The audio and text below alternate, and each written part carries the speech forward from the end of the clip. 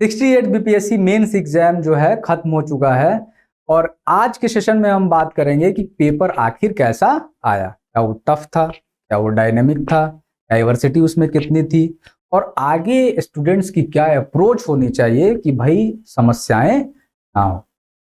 मेरा नाम ब्रजेश है और चाणक्य यूट्यूब चैनल पे आपका स्वागत है। चलिए सेशन को स्टार्ट करते हैं। सबसे पहले जैसा कि आप सभी को पता है कि पैटर्न में इस बार बदलाव था, ठीक है। यूपीएससी ने सबसे पहले ये इंडिकेट भी किया था कि भाई इस बार जो है तीन सेक्शंस में जो पहले क्वेश्चंस होंगे उसमें 5 क्वेश्चंस आपको जाएंगे, ठीक है। ये मैं जीएस सेकंड की खास करके बात कर रहा हूं। जीएस फर्स्ट में जो डीआई था उसमें 2 ही क्वेश्चन थे, उसमें आपको 2 ऑप्शन थे, ठीक है। अभी जो ये 5 क्वेश्चंस हैं ये सब कंपलसरी थे, तो आप अगर गौर से देखो तो 15 प्लस जो लंबे 38 मार्कर वाले क्वेश्चंस हैं, टोटल 20 क्वेश्चन हो। तो आपको अगर जीएस सेकंड की अगर मैं बात करूं तो नट शेल में 20 क्वेश्चंस लिखने, ठीक है। ये सारे ऑलमोस्ट आपको के लिए 2 पेज दिए गए थे और इन सभी के लिए आपको 450-500 वर्ड्स में लिखना था। तो आप गौर से समझिए कि पेपर फिर कितना लेंथी हो गया। तो सबसे पहला जो चेंज देखने को मिला कि इस बार का पेपर लेंथी था और लेंथी का मतलब ये है कि ऑलमोस्ट 60 to 65 पेजेस के जो है बुकलेट दिए गए थे, जबकि पहले कितने होते थे, ऑलमोस्ट 6 पेज के बुकलेट। तो आप गौर से देखिए कि आपको पहले यहाँ पे 30-32 पेज लिखना होता था, इस बार ऑलमोस्ट 55 से 60 पेज लिखने थे उसी टाइम लिमिट। तो ऑफकोर्स अगर आपकी जो है राइटिंग करते टाइम मैनेजमेंट का आपने अगर ध्यान नहीं रखा है तो क्वेश्चन छूटने की संभावना, पहला बदलाव तो ये मेजर देखने को मिला कि पेपर लेंथी आया था। दोनों ही पेपर लेंथी आया था। उसमें चूंकि डीआई था तो अगर आप तेजी से सॉल्व कर ले जा रहे हो तो थोड़ा आसान था, लेकिन जीएस सेकंड तो काफी ज्यादा लेंथी हम बोल सकते हैं पिछले पेपर की तुलना में, ठीक है।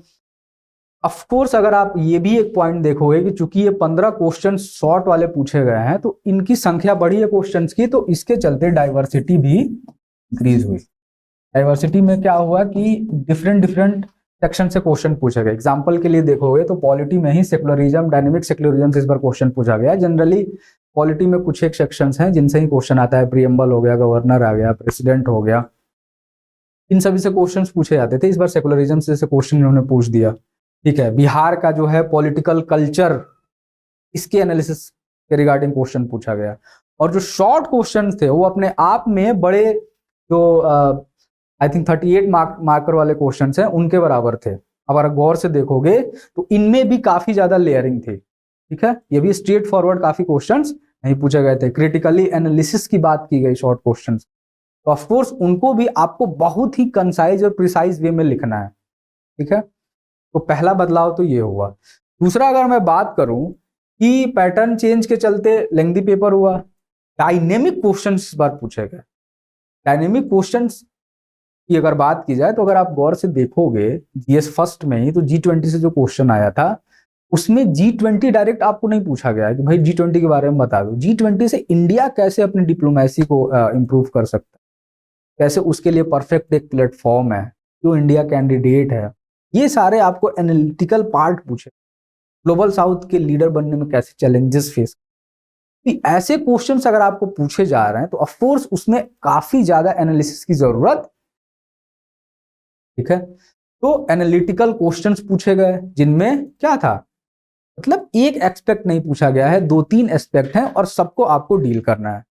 मतलब क्वेश्चन पेपर जब भी आप पढ़िए आगे तो अच्छे से ध्यान से सारे एस्पेक्ट को ध्यान में रख करके आपको फिर आंसर अटेम्प्ट करना है, ठीक है। तो ये सारी चीजें तो हुई, लेंथी पेपर, एनालिटिकल, ठीक है। डाइवर्सिटी बढ़ी, डायनेमिक क्वेश्चंस पूछे गए। जो शॉर्ट क्वेश्चंस थे अपने आप में बड़े क्वेश्चंस के जैसे, मतलब उनमें आप कह सकते हो उनका लेवल था, उनमें भी डिफरेंट मतलब डायमेंशन जो है डाले गए थे कि भाई ये सारे डायमेंशन आपको डील करना है, ऐसा नहीं कि स्ट्रेट फॉरवर्ड आपको कुछ लिख देना है।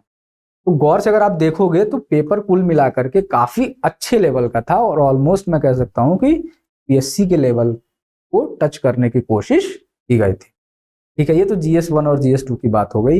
हिंदी का जो पेपर है वो जैसे पिछले साल या फिर उसके पिछले साल जैसे पूछे जा रहे थे वैसे ही था कि वो भी अगर नॉर्मल हिंदी की जानकारी होगी तो आसानी से सेल थ्रू कर जाएगा, देयर इज एनी प्रॉब्लम।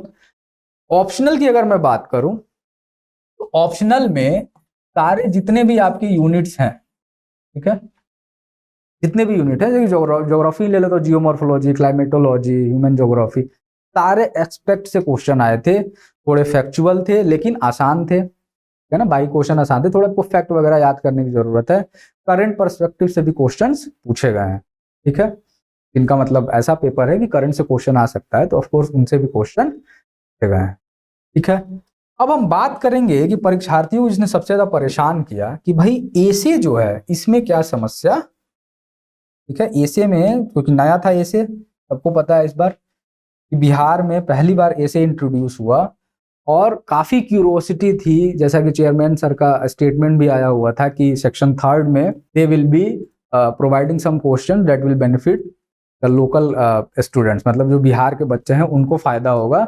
तो ये क्यूरोसिटी थी कि भाई उसमें कैसे प्रश्न पूछे जाएंगे, ऐसा हालांकि उन्होंने इंडिकेट भी किया था कि दे विल बी आस्किंग कुछ मुहावरा, लोकोक्ति, और लोगों को लगा था कि ये ऐसे आ सकता है क्या पेपर, एक्सपेक्टेशंस तो थी लेकिन बहुत ही सर्टेनिटी नहीं थी, लेकिन ऐसे पूछे गए पेपर में ऐसे क्वेश्चंस आए और उन्होंने थोड़ा बहुत परेशान, खास करके जो आउटसाइडर्स थे, बाहर के बच्चे हैं, उनको थोड़ी दिक्कत हुई।